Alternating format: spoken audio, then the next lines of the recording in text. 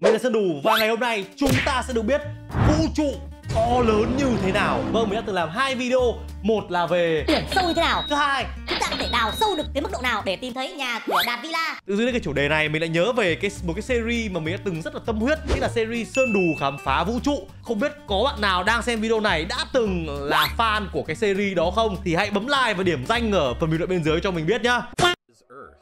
You live here on this planet somewhere, and Okay. everything that you've ever known is located right here. Đúng. But just how small exactly is Earth when compared to the scale of the entire universe? Cái đó là một cái mà chắc chắn rằng chúng ta đều hiểu rồi đó. Trái đất cực kỳ bé luôn, chúng ta đã quá bé so với trái đất rồi. Nhưng trái đất so với vũ trụ thì còn gì bé hơn cả một hạt cát nữa. Let's start by zooming out to where we can see our nearest cosmic neighbor. The Okay. Moon.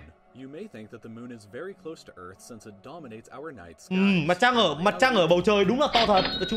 Mình nghĩ rằng là khi còn nhỏ chúng ta luôn tưởng tượng một cảnh là chúng ta với tay đến là bắt được mặt trăng, hoặc là chúng ta cứ di chuyển ở dưới mặt đất là mặt trăng chạy ra chúng ta, đúng không? Nhìn thế thôi chứ mặt trăng ở rất xa. This close to our planet, it's actually about this far away. Okay. 384,400 kilometers away from you right now on average. 384.000. 30 entire Earths. Ồ, từ.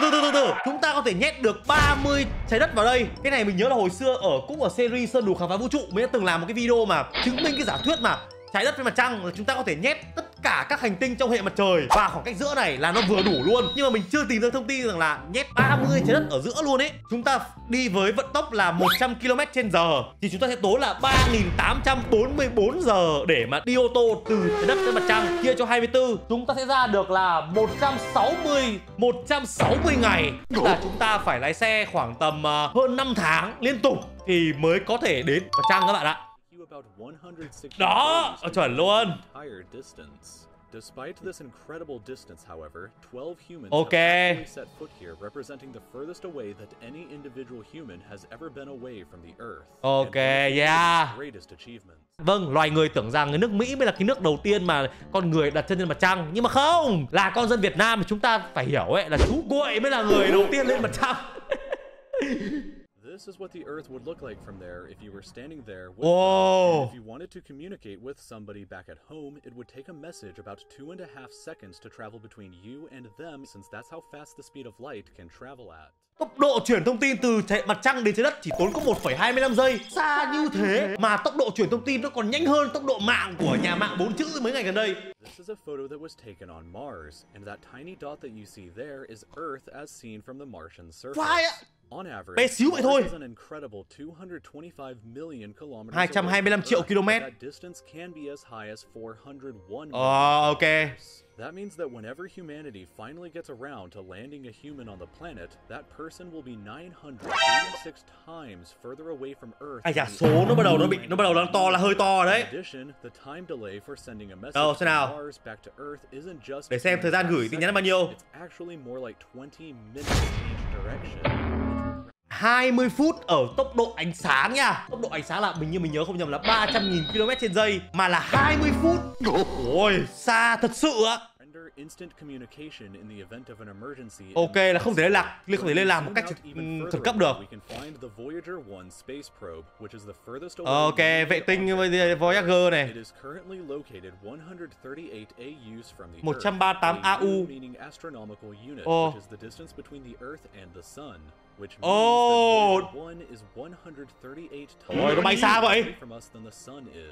At some point on its long voyage, Voyager 1 turned its camera around and took this photograph. It may not look like much at first, but in my opinion, this is the Cái này là trái đất đúng không? Mình nghi này, đây là trái đất hoặc đây là mặt trời. Cái chấm có bé xíu này này. Photograph ever taken in all of human history. This tiny pale blue dot.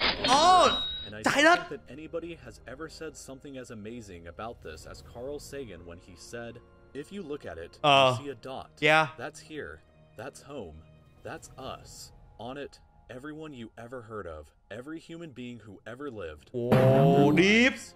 Aggregate of all our joys and sufferings. Thousands of confident religions, ideologies, and economic doctrines. Every corrupt politician. Nó deep quá rồi các bạn ơi. Every supreme leader, every saint and sinner Ê, Nhật Bản in the ấy. history of our species lived there, on a mote of dust suspended in a sunbeam. Tất cả mọi thứ chúng ta từng được biết là nó chỉ ở trong cái ô này thôi. Và xung quanh nó vẫn to như thế này. Không biết các bạn có cái cảm giác giống mình không, nhưng mà mình có một cái bệnh. Đó là cái bệnh là sợ không gian nó quá rộng và trống trải. Nhưng mà khi bây giờ ở đây này mình chỉ tưởng tượng thôi ấy, là mình đã thấy là có mình hơi run run rồi. Cảm giác kiểu chúng ta đã quá bé, xong rồi cái thế giới xung quanh nó đã to rồi. Mà nhìn đi, cái thế giới đó nó cũng chỉ là một xíu này giữa một cái vũ trụ to như thế này. Voyager 1 is currently traveling Sợ ơi, sợ đấy. at 17 kilometers every single second, but even at that speed, it won't break out of the reach of our solar system for another 30,000 years. Ok, hệ mặt trời chúng ta vẫn rất to. Once we go beyond the solar system, we arrive in our interstellar neighborhood. Cái gì đây? We shift to the light year unit of measurement, which is the distance that light travels in a full Earth year, or about 9.461 trillion kilometers. Từ. Để xem cái số này nào. 9.461 tỷ km.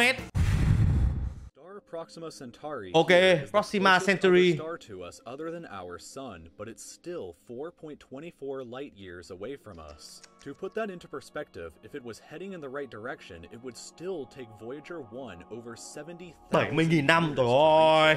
In other words, if you drove cái gì còn lái xe? Vâng, lái xe từ trái đất đến mặt trăng mất có 160 ngày thôi. Nhưng mà để tới được cái ngôi sao Proxima Centauri này, kilometers an hour like in our previous example to the moon, it would take over 6 times longer than the entire age of the universe is.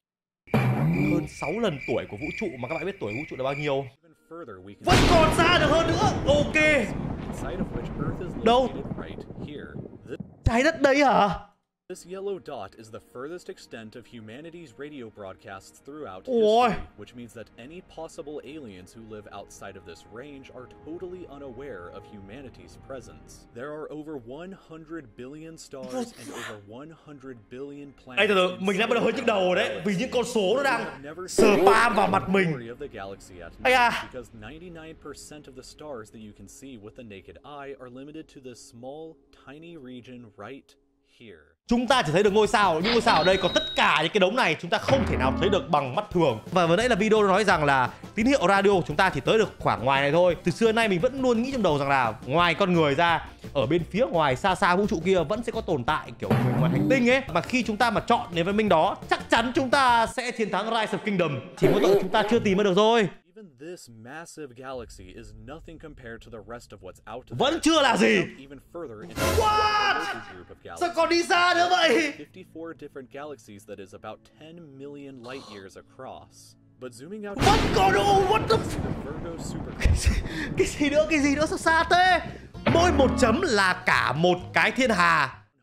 Other groups of galaxies, just like our own local. Làm sao mà con người có thể biết được cái này hả các bạn? Sóng radio chỉ xa được tầm như thế, không có cái camera nào soi được cái đống này. Mình vẫn chưa hiểu là tại sao con người có thể biết được những cái thông tin này ấy. But even the massive Virgo supercluster is nothing but a quiet and tiny lobe of the Great Laniakea supercluster, an enormous structure that is home to our galaxy as well as 100,000 other galaxies. The distance from one side to the other is 520 million light years, but from even there, you can zoom out all the way to the entire observable universe and see that even the titanic Laniakea supercluster is just a tiny and insignificant part of everything. Đây là vũ trụ quan sát được. Vâng, mình không biết loài người quan sát bằng cái gì, nhưng mà chúng ta cứ phóng to ra, cứ phóng ra vậy là mấy trăm, mấy triệu, mấy tỷ, mấy trăm triệu tỷ lần rồi. Mà vẫn chưa hết các bạn ạ. Chưa hết vũ trụ, đến đây mới chỉ là vũ trụ chúng ta quan sát được thôi nha. 2.000 tỷ thiên hà. Which together contain more stars than there are grains of sand on the entire Earth. The distance from Earth to any side of the observable universe is 46.4 billion light years. 6,5 tỷ. Which means that the entire width is 93 billion light years across. Thôi, lại đừng phóng ra to thiết nữa, đừng. What actually lies beyond the observable universe? Với cái trí óc của mình bây giờ mình không thể tưởng tượng được nổi rằng là ở bên ngoài kia nữa nó sẽ có cái gì nữa các bạn ạ. Mình nghĩ rằng ấy, như vậy thì sẽ có tỷ lệ rằng là có thể là đang có một cái vũ trụ song song của chúng ta.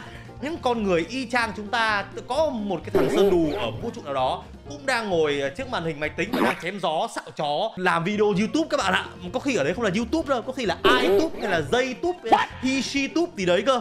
simply don't know what else is out there because Mình the light không from nghĩ these nó ghê như vậy luôn. distant places has not yet had enough time in the universe's history to reach us yet back on Earth. And the light from some places may never reach us at all.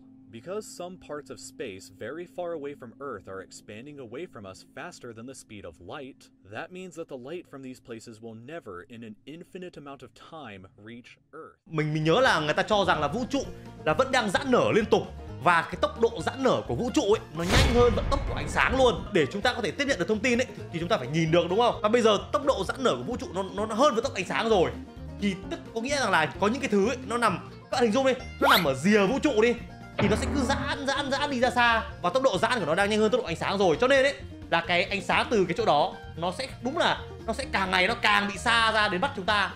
Tức là có khi là mãi mãi vĩnh viễn cả cuộc đời này, cả cái sự tồn tại của con người, chúng ta sẽ không thể nhìn ra được cái đó. It is assumed that cosmic inflation began at 10 to the negative 37th of a second after the Big Bang. Vụ nổ Big Bang là ok, cái vụ nổ mà khai sinh vũ trụ đúng không? Chúng ta có 0, nếu mà đem ghép nó vào với tỷ lệ phần trăm thì nó vẫn to hơn tỷ lệ mà cây Sơn Đù của mình nhận được nút bạc. The assumption that the size of the universe before inflation began was equal to its age times tuổi nhân với vận tốc ánh sáng. Then this would seem to suggest Ôi, gì đây, nổi đây? Today, the entire universe is 150 sextillion times larger than the observable universe. Có thể dịch ra cái chữ này nó ra là bao nhiêu lần được không ạ? Mình không biết số là số gì nữa. Đến thời điểm này mình không muốn biết nữa rồi, vì nó não mình không từng tiếp nhận được rồi. Let this number sink in for just a moment. Nào 150.000 tỷ. Tức là cả vũ trụ ấy là to gấp 150.000 tỷ lần vũ trụ mà chúng ta đang có thể nhìn ra được. This would be similar to you thinking that the entire observable universe, everything that you could see, was the size of a light bulb, but then realizing that in reality the entire universe is larger than the former planet of Pluto. Imagine a light bulb in the center of Pluto, but we inside the light bulb were totally unaware that Pluto existed outside of it, and that's a similar situation to this. We are all so unbelievably small. Chúng ta quá nhỏ bé luôn các bạn ạ. Sau khi xem xong video này á, mình nhận ra rằng là cái sự tồn tại của mình ấy nó quá bé nhỏ trong cái cuộc đời này. Tự dưng mình bị khủng hoảng về sự tồn tại ấy. Tại sao tôi lại xem video này? Để giờ bây giờ tôi tự thắc mắc về sự tồn tại của bản thân cơ chứ. Trời ơi.